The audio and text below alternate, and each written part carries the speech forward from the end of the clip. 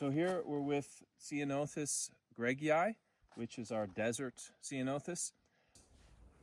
And this species of Ceanothus is arguably the easiest to tell apart in Arizona of our three because of its opposite stems and leaves. It's the only one with opposite stems and leaves.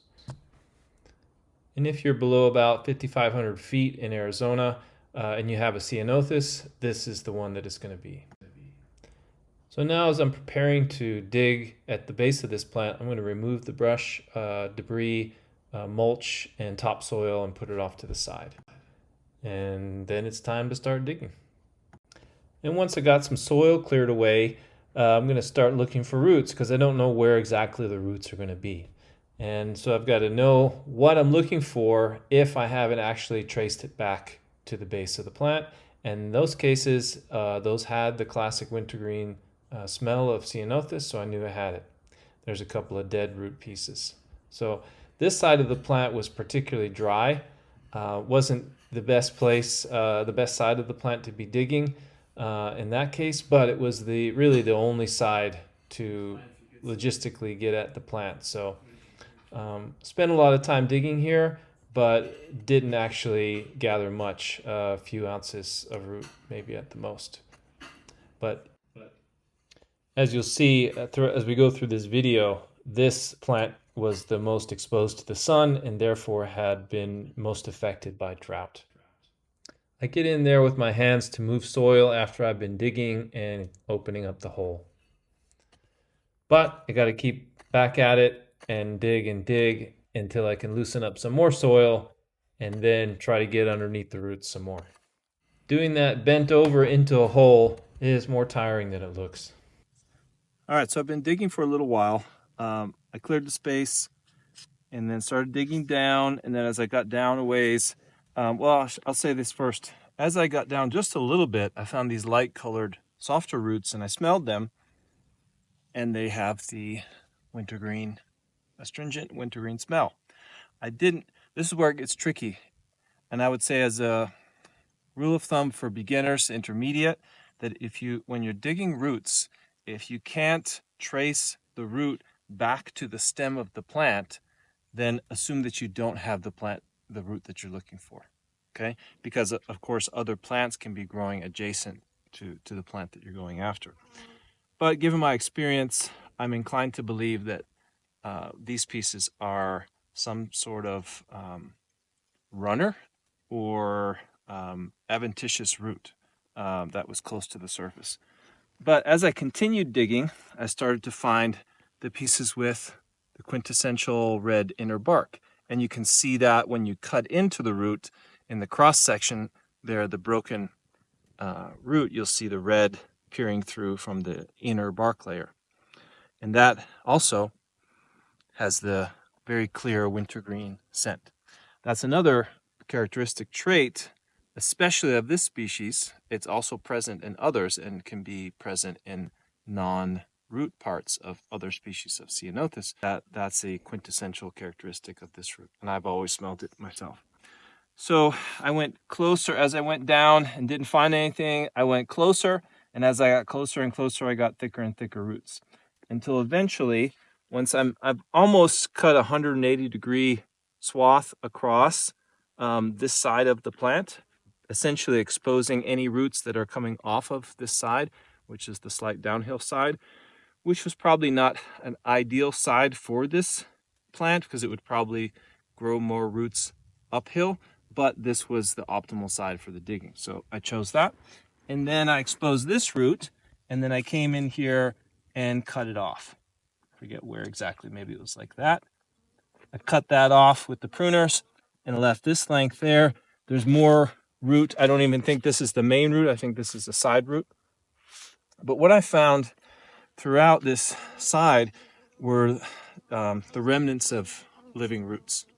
In other words, dead roots. So this was a side where more root growth was coming in, probably when it was there was more moisture in the soil, and those roots have since died. I don't know when that's been, the last few handful of years. And so there wasn't much to be gathered. I'm guessing that I might have fresh weight, no more than 4 or 5 ounces, if that. I didn't spend hours of digging here. I put a lot of energy into it, but that's the reality of digging roots, especially from desert shrubs in a relatively drought season. If I had a quota to gather a certain amount of root from one plant, then I would continue gathering. But that's not how I approach it. I approach it instead of what I feel this plant has to offer without seriously injuring it. So even though I got very little, I'm just going to stop and backfill the hole from here and then replace my pile of limited mulch onto the top, and then be done with this plant and move on to the next one. As I'm refilling the hole, I may run across some root pieces that the pickaxe cut through and carried away before I could catch it with my eyes. And so I don't necessarily comb through it, but I'll just keep an awareness out. I just grab one piece and put it to the side, and there could be more in here. If it breaks easily, it's obviously dead. Or it breaks, it's very brittle. And that's, like I mentioned, that's largely what I found here is old brittle root. Here's a fresh root, but yeah, that one's Ceanothus also. So you might find a little bit more in your discard pile, so just pay attention to that as you're backfilling the hole. And here's what the site looks like once I've filled the hole and replaced all the mulch. We've completed digging at one plant. Now we're going to another plant, slightly different situation, other side of this wash. Now this one, I'm going to be digging on the downslope again, but in this case it's on the shady side. This is more of the northeast facing side of the shrub, and it's at the base of a more or less north-facing hill. North to northwest facing. So I haven't cleared anything out yet. I'm going to move the dead branches out of the way, and then I'm going to scrape away some of the dead plants, whatever mulch is present off to the side, maybe the opposite side from where I'll be digging. And then I'll start digging here, probably straight down about 1.5 feet from the plant. See if I encounter any roots that are passing through that zone.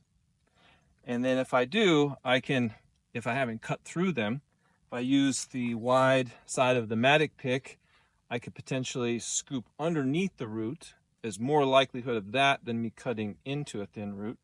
And then I can follow it away from the plant, and then follow it to loosen it from the soil, and then follow it back to the plant eventually as I dig. And once again, I'll limit my digging to probably less than 180 degrees on this side of the plant, just because the curvature of the slope. Anyhow, you'll see that on the next clip once I've cleared away the debris and started digging.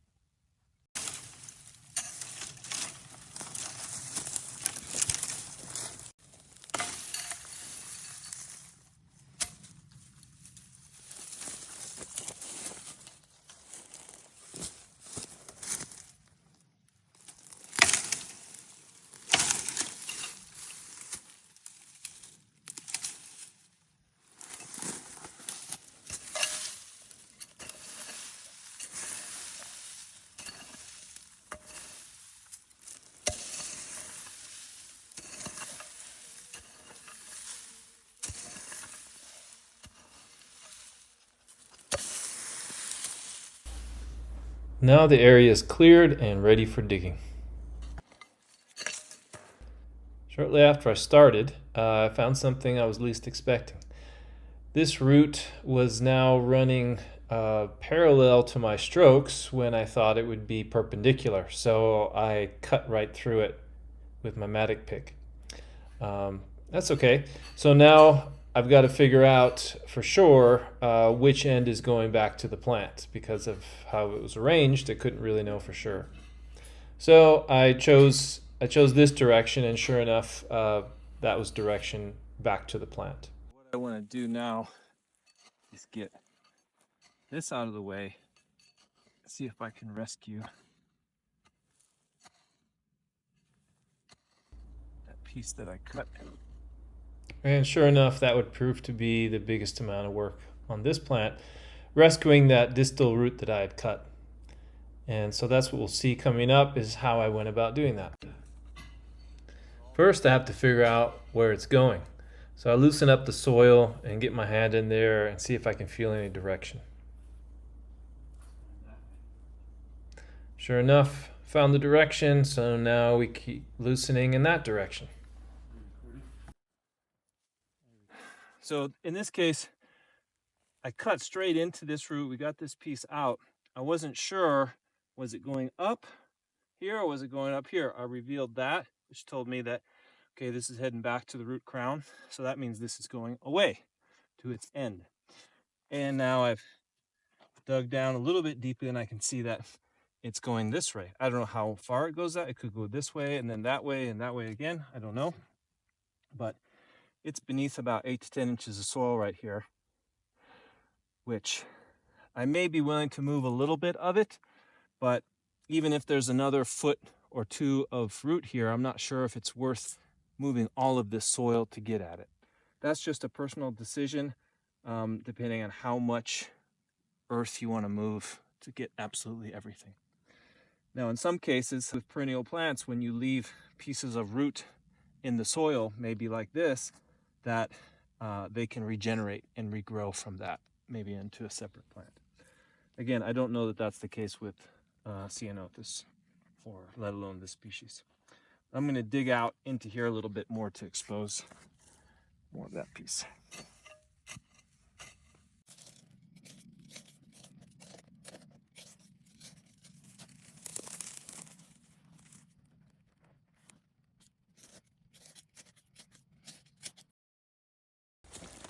So, like we said, we have the root going away from the plant down here. I didn't want to move all this soil.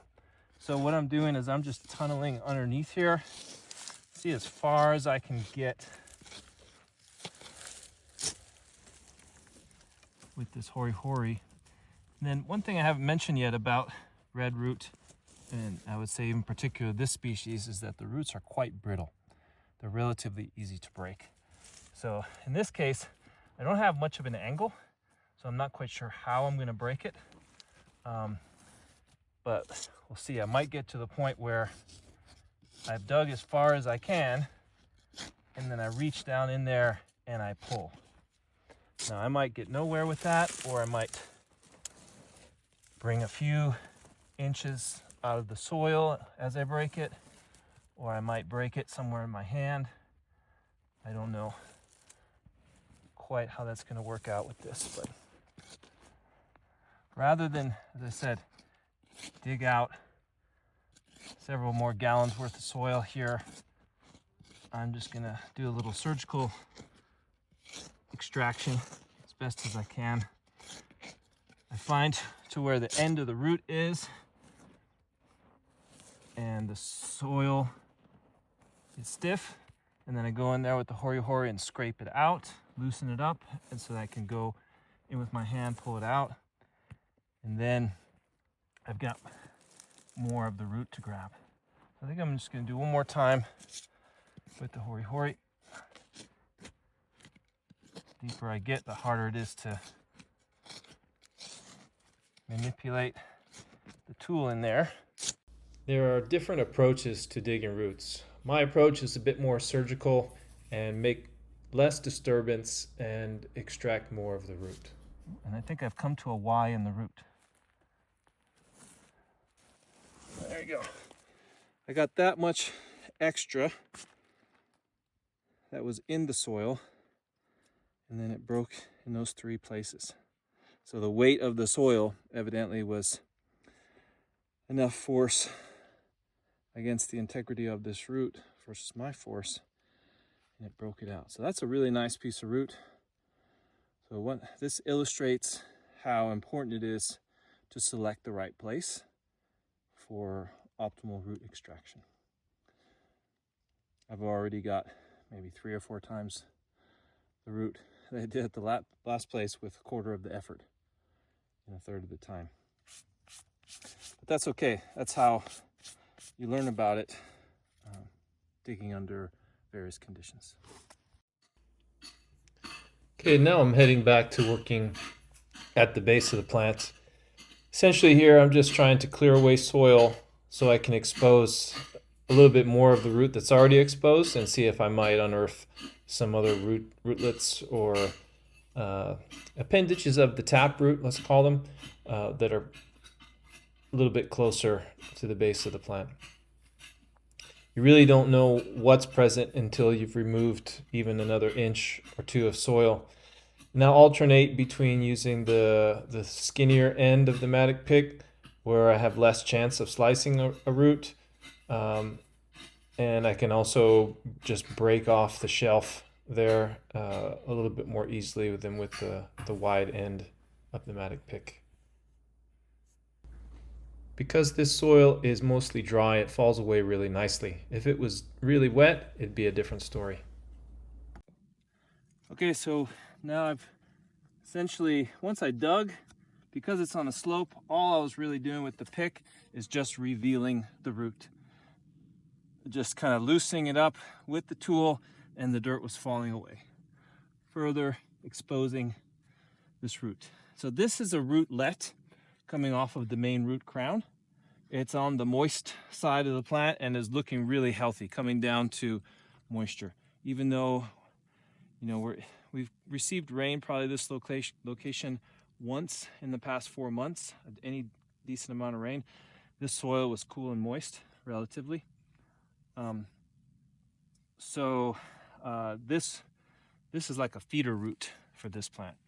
If I cut this off, yes, this plant is being cut off from some of its moisture, water supply, but it will grow back. And so what I'm going to do here is cut this off right at this spot. Red root is very difficult to cut, especially when dry. When it's moist, even this 3/4 inch thick piece can be cut with the very basic pruners without too much effort. And there's a lot of moisture in this. So you've got the outer reddish brown bark and the interior bright red bark. I don't know if we can see that well. Interior bright red bark, almost blood red. And then the inner part of the root is going to have that same reddish color. Looks like this one's a few years old at this point. All right, so that's a really good harvest. We just harvested this one rootlet from this whole plant. And that probably would get us another 6-7 ounces of root. So we're getting close to maybe 3/4 of a pound with the 2 plants that we've harvested from. Arguably a lot of work, but this is also relatively sustainable because we can come back to these plants in another decade, and someone else or myself could gather from this plant again and could possibly have even more roots than it does right now at that time. Okay, now I'm going to fill up the hole.